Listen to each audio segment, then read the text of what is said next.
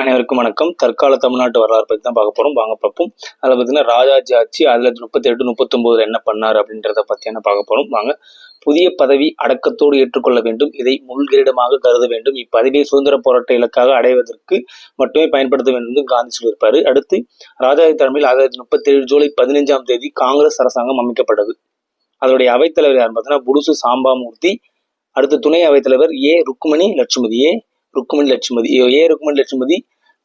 ஒரு முதல் பெண்மணியா வருவாங்க. அது என்னன்றதை நீங்க கமெண்ட் பண்ணுங்க. அடுத்து விவசாயிகள் கடன் தள்ளுபடி சட்டம் 1938 விவசாய கடன் தள்ளுபடி ஆகிறதுக்கான சட்டம். அதில் 38 ஆலய நுழைவு மற்றும் இழப்பீட்டு சட்டம் 1939 கோவில் நுழைவு எதிரான தடைகளை நீக்கத்துக்காக இந்த சட்டம் கொண்டு வரப்படுது 1939. அடுத்து இவர் தான் மனசாட்சியின் காவலர் என்றார் காந்தி. ராஜாஜி பார்த்து இவர் தான் என்னுடைய மனசாட்சியின் காவலர் என்று கூறினார் காந்தி. ஓகேங்களா.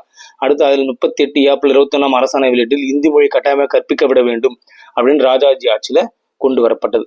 இந்த வீடியோ பிடிச்சிருந்தா லைக் பண்ணுங்க, ஷேர் பண்ணுங்க, கமெண்ட் பண்ணுங்க. தமிழ் டிஎன்பிசி சப்ஸ்கிரைப் பண்ணுங்க. இந்த கேள்வி கேட்டிருந்தா பாத்தீங்களா, ருக்மணி லட்சுமதி எதுக்கு முதல் பெண்மணியா வருவாங்க அப்படின்றது. ஸோ அதுக்கான இதுவை நீங்க கமெண்ட் பண்ணுங்க. நன்றி, வணக்கம். மீண்டும் சந்திப்போம்.